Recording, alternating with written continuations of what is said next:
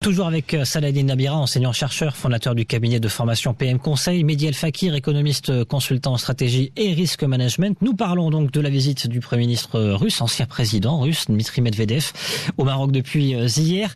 1 an et demi après la visite du roi Mohamed VI à Moscou. Messieurs, que se dessine-t-il concrètement entre Rabat et Moscou? On parle d'un accord de libre-échange qui pourrait se dessiner peut-être pour 2018, principalement sur le volet agricole. C'est du gagnant-gagnant pour le Maroc, parce que souvent on entend la musique attention, attention aux accords de libre-échange. On a vu que ça n'a pas tellement profité pour le Maroc, Mehdi El Fakir. Personnellement, je reste confiant parce que la complémentarité entre le Maroc et la Russie, il est plus, je dirais, plus pragmatique. Aujourd'hui, avant de parler d'agriculture, il faut pas oublier que le Maroc est en phase de devenir le premier fournisseur de produits agricoles au niveau du produit du continent africain pour la Russie. C'est déjà quelque chose de très important. On est le deuxième partenaire sur le plan commercial après l'Égypte. Donc le Maroc est premier fournisseur de tomates. De tomates, voilà. Donc tout ce qui est produits agricoles, et on est le deuxième partenaire commercial après l'Égypte. C'est quelque chose qui est très, je dirais, très intéressant. Il y a vraiment des voies de complémentarité. D'un autre côté, le Maroc, il a manifesté son intérêt pour le gaz russe.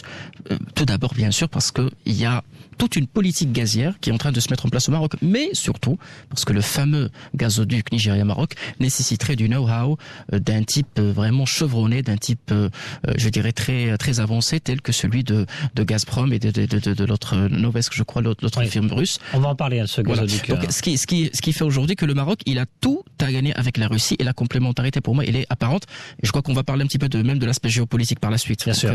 Alors, juste sur l'accord de libre-échange économique, sur cette question, Saladin Nabira, c'est vrai que les deux économies peuvent peut-être jouer plus de pragmatisme, plus de complémentarité vis-à-vis d'un accord de libre-échange avec, par exemple, les États-Unis. Moi, j'allais dire encore un autre accord de libre-échange, parce que il faut arrêter avec ça. Donc, moi, je pense qu'on le subit plus qu'autre chose, parce que on l'a vu donc dans la crise russo. Il y a un affrontement, Mehdi El Fakir et Saladin Nabira, mais sourire. on était d'accord sur la Catalogne, mais bon, là, sérieusement, parce que on en fait le bilan, on a signé énormément d'accords de libre-échange. Le problème, c'est pas ça, c'est qu'on n'a pas d'offres exportables. Ça, il faut le dire. Et même quand on nous a ouvert les vannes côté russe après la crise avec la Turquie, pas mal de produits n'arrivait pas. Vous comprenez que l'Égypte nous dépasse en termes d'export d'agrumes. C'est vrai qu'on est bon pour la tomate, mais bon, les Égyptiens nous dépassent sur les agrumes. Vous savez, on a livré pas mal de cargaisons de pommes de terre, mais qui étaient infestées de vers, etc. Ouais. Donc, on a des problèmes avec les oranges. Voilà, il y a aussi autre problème qu'on dit mal, les problèmes de paiement aussi. C'est vrai que le marché russe, c'est un marché prometteur, mais c'est un marché très risqué. Donc, il faut aller demander aux assureurs qu'ils vous disent qu'il y a plein de dégâts là-bas. Maintenant, si on veut continuer en 2017 à être le premier exportateur de tomates d'ailleurs, c'est pas de la tomate, c'est pas des pommes de terre, on l'a dit ici, on exporte de l'eau, etc. avec tout le stress hydrique qu'il y a au Maroc. Si on veut continuer à faire ça, moi je vois pas l'intérêt. Ce qu'aussi n'ont pas dit les médias, c'est que les Russes jouent aussi avec nous. Ils étaient en Algérie avant de venir au Maroc. Bien sûr. Donc là, ça veut dire que la tournée a d'abord commencé en Algérie, après on enchaîne sur le Maroc. Reprise de contact avec l'Algérie. Retour en force des Russes en Algérie. Dans l'Union africaine, on voit le redéploiement de Poutine, que les Russes veulent rayonner sur le plan international. On nous donne la carotte, venez exporter vos tomates et vos légumes. Mais si vous avez vu l'entretien qu'a accordé le ministre de l'énergie, ça n'a pas fini. Notre pays exportateur, etc. Ce qui les intéresse, c'est des marchés, c'est aussi des accords à la TGV, des choses comme ça. Mehdi El Fakir, pour réagir sur l'accord de libre-échange, et puis ensuite on va parler gazoduc et géopolitique. À mon avis, il faut rompre avec cette logique, parce que franchement, c'est très réducteur. Un accord, oui, franchement, sinon il faut. Non, mais écoutez, si on décide d'annuler tous les accords et de rester chez soi, boucler le secteur et vivre comme ça, nous n'allons pas évoluer. C'est ce qu'on a fait. Rappelez-vous l'histoire de la métallurgie quand on a fermé l'accord avec la Turquie pour soutenir une entreprise nationale. Nous n'allons pas décoller. Maintenant, cette histoire de, je dirais, un petit peu de mesures de mesures douanières qui sont limitées dans le temps et dans l'espace qui concernent certains pays. Donc, nous avons toujours la possibilité de protéger notre industrie parce qu'il y a quand même l'outil et le mécanisme juridique pour. Mais maintenant, je suis en train de dire que tout accord de libre-échange est une leçon en soi-même et qu'il y a toujours lieu de développer. Le problème, cher ami, c'est pas que nous n'avons pas d'offre. L'offre exportable, c'est de notre faute. Parce que nous n'avons pas développé notre économie assez longtemps. Non, s'il vous plaît. Bon, je ne vais pas rentrer sur des secteurs qui sont particuliers. Moi, j'ai dit aujourd'hui que c'est... Alors, pour qu'on devienne compétitif, il faut qu'on se mette à l'épreuve. C'est aussi simple. Sinon, nous allons rester comme nous le sommes actuellement. Les Russes, on ne sait pas que c'est des enfants de cœur. On le sait. Mais c'est apparent. Mais c'est du win-win. Ils sont partis en Algérie, ils vont venir chez nous. Nous sommes un pays à souveraineté. On va s'asseoir à table, on verra ce qu'on pourrait faire avec eux. On va pas se faire avoir. C'est aussi simple. Donc, dans la politique, lorsqu'on gère un pays là, il y a du win-win. Vous avez parlé de la partie géopolitique. Nous allons en gagner. C'est un pays qui a un veto au niveau du Conseil de sécurité. C'est bien d'avoir tout simplement la sympathie ou n'oublions pas... Sur la question du Sahara notamment. Oui. Suite à la visite du Maroc, là, il y a eu une abstention de la part de la Russie. Quand même, c'est une mini victoire pour le Maroc, parce qu'il a levé la main en quelque sorte. Bon, on vend des armes à nos voisins, mais nous, on est prêt à faire du business. Sur l'accord de libre-échange, il y a aussi une opportunité pour le Maroc. Il y a une zone importante qui est l'Union économique eurasienne. Absolument. Que la Russie met en œuvre depuis 2015. Absolument. Aujourd'hui, avec l'Algérie, ça se passe très mal. D'ici 2021, c'est l'expiration de l'accord. 200 millions de consommateurs. Voilà. D'ici 2021, il y aura l'expiration de l'accord gazier avec le voisin algérien. Aucune perspective de renouvellement. Donc, nous allons avoir des problèmes. Nous allons avoir besoin de gaz et surtout, je l'ai dit, je le redis, le savoir-faire russe pour faire aboutir ce projet géostratégique qui fera propulser le Maroc sur le plan régional.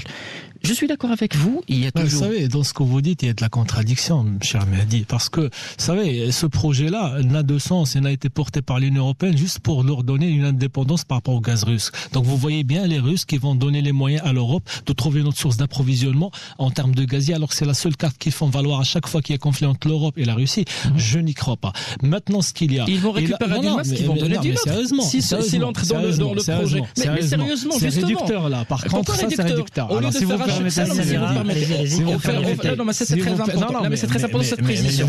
Au lieu de faire l'acheminé du gaz de la Russie, on va l'acheminer de l'Afrique. Il y aurait des capitaux russes et Gazprom et Novesk vont pouvoir tout simplement avoir leur partage de valeur et leur part du gâteau. Il faut pas se leurrer. C'est des éditeurs, je crois, je ne sais pas, mais bon. Maintenant, revenons à cette histoire d'offres exportables et d'accords de libre-échange. Le problème, c'est ça, c'est ce qu'on est en train de dire. Pourquoi on est compétitif que sur l'agroalimentaire? Parce que c'est le seul secteur qui a été soumis à la concurrence internationale, notamment parce qu'il était premier exportateur. Ce qu'il faudrait faire, par contre, c'est de libérer les autres secteurs pour qu'on puisse demain exporter autre chose que de la légume, que de la tomate et là, on parle du secteur pharmaceutique, notamment. Voilà, je parle de tous les autres secteurs. Voilà, donc c'est ça le vrai problème dont il faut parler. Et c'est ce qui fait que moi j'ai peur. Mais c'est ce qui fait.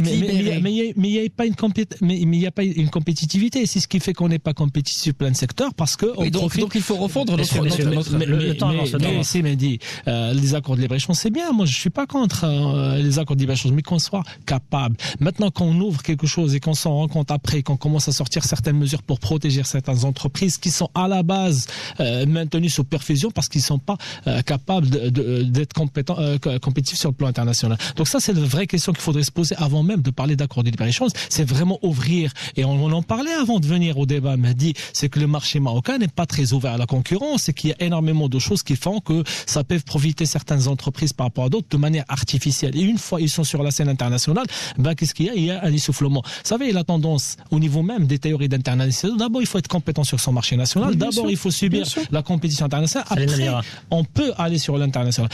Il me semble aujourd'hui que le débat, c'est un débat tout d'abord national. Il faut que tout d'abord que nous puissions avoir une économie forte. Excellent. Compétitive. Ça, c'est très important. Ça, je suis d'accord avec vous et je crois que la refonte de notre modèle économique, c'est quelque chose qui est stratégique et vital. Mais rester coupé du reste du monde et se dire qu'on va pas mettre la main. Et attention, il n'y a pas que de l'économique derrière. Il y a du géopolitique.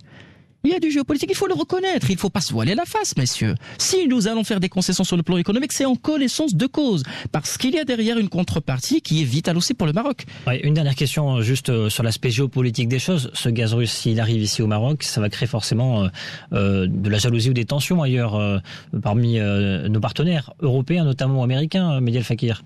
Nous, l'approvisionnement en gaz, on sait que la principale source, elle est bien connue. Et nous n'avons plus de visibilité sur le renouvellement bien sûr. Maintenant, les autres, s'ils sont plus compétitifs, s'ils vont vraiment aussi se présenter, pourquoi pas? Et puis c'est au Maroc aussi de rééquilibrer la balance dans la distribution du gaz à l'avenir peut-être, avec ce gazoduc Nigeria-Maroc? Absolument. Absolument pas. Et il ne faut pas oublier aujourd'hui que le Maroc, il est en train tout simplement de rééquilibrer les choses sur le plan géopolitique avant de parler économique. Ça, c'est très important. Avoir l'allié russe de notre côté, c'est quelque chose qui est vital pour le Maroc. Merci messieurs. Mediel Fakir, économiste, consultant en risque et en management. Saladine Amira, vous êtes également enseignant-chercheur, fondateur du cabinet de formation PM Conseil. Vous restez avec nous dans quelques instants. Votre émission citoyenne Les Experts Atlantiques avec Faisal Tadlaoui, spécial assurance ce mercredi. Vous avez des problèmes avec vos contrats d'assurance, n'hésitez pas, appelez-nous 05 22 95 36 70. Vous n'avez pas de problème, Saladine Amira, Mediel Fakir. L'assurance, tout va bien pour l'instant. Il y a des problèmes. Restez avec nous. Ouais, ils veulent que des petits pas en assurance. Voilà. À chaque fois que vous voulez une extension de risque, ça n'existe pas au Maroc. Bon, restez avec nous. Peut-être que vous pourrez intervenir dans l'émission Les Experts entre 10h10 et midi. Dans quelques instants, votre point info avec Mourad Baba à 10h. Excellente matinée à toutes et à tous sur Atlantique Radio. Je vous retrouve demain pour un prochain